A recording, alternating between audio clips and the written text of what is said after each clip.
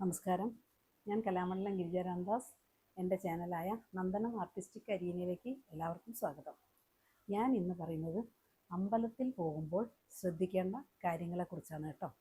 അത് ഒരാചാരമായി കരുതേണ്ടതാണ്. അതായത് അമ്പലത്തിനകത്ത് പ്രവേശിച്ചാൽ ശബ്ദം നാമജപത്തിന് മാത്രമായിട്ടാണ് നമ്മൾ പ്രയോഗിക്കേണ്ടത്. അതായത് ഇപ്പോൾ ഏതൊരമ്പലത്തിലും പോയാലും നമ്മൾ ആദ്യം ഒരു ബോർഡ് കാണാം, ശബ്ദം നാമജപത്തിന് മാത്രം.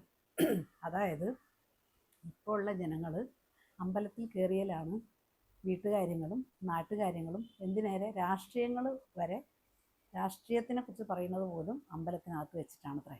അപ്പോൾ അതൊക്കെ ദൂരീകരിക്കാൻ വേണ്ടിയും നാമജപത്തിന് മാത്രം വേണ്ടി സംസാരിക്കാൻ വേണ്ടിയുമാണ്, നാമജപത്തിന് മാത്രം അമ്പലത്തിൽ കയറാൻ വേണ്ടിയുമാണ് ആളുകൾ ഇങ്ങനെ ഒരു ബോർഡ് അവിടെ എഴുതി വെച്ചിരിക്കുന്നു തോന്നുന്നു. അതായത് അമ്പലത്തിൽ കയറി ഏത് മൂർത്തിയാണോ ആ മൂർത്തിയുടെ നാമം ജപിച്ചാൽ അത്യുത്തമമാണെന്ന് പറയപ്പെടുന്നു. അങ്ങനെ ഓരോ മൂർത്തിക്കും ഓരോരോ നാമമുണ്ട്. ഇതിനൊക്കെ പുറമെ അമ്പലത്തിൽ കയറിയാൽ തുപ്പുകയോ അല്ലെങ്കിൽ മലമൂത്ര വിസർജനമോ അതൊന്നും പാടില്ല. അഥവാ അതൊക്കെ ചെയ്താൽ തന്നെ സ്വന്തം ചെലവിൽ അവിടെ ശുദ്ധികലശം നടത്തേണ്ടതുമാണ്. അമ്പലം എന്ന് പറഞ്ഞാൽ അതൊരു വിശുദ്ധ സ്ഥാനമാണ്.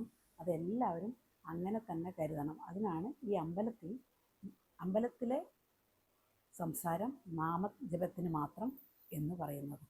അപ്പോൾ ഇനി മുതൽ എല്ലാവരും അമ്പലത്തിൽ പോകുമ്പോൾ നല്ല മനഃശാന്തിയോടും വെറും ദൈവത്തിനെ മാത്രം മനസ്സിൽ ആ സമയത്ത് നമ്മളെല്ലാം മറക്കുക, ദൈവത്തിൽ മാത്രം മനസ്സർപ്പിച്ച് തൊഴുതു വന്നാൽ അതിൻ്റെ ഒരു സുഖവും സന്തോഷവും ഒന്ന് വേറെ തന്നെയാണ്. നന്ദി, നമസ്കാരം.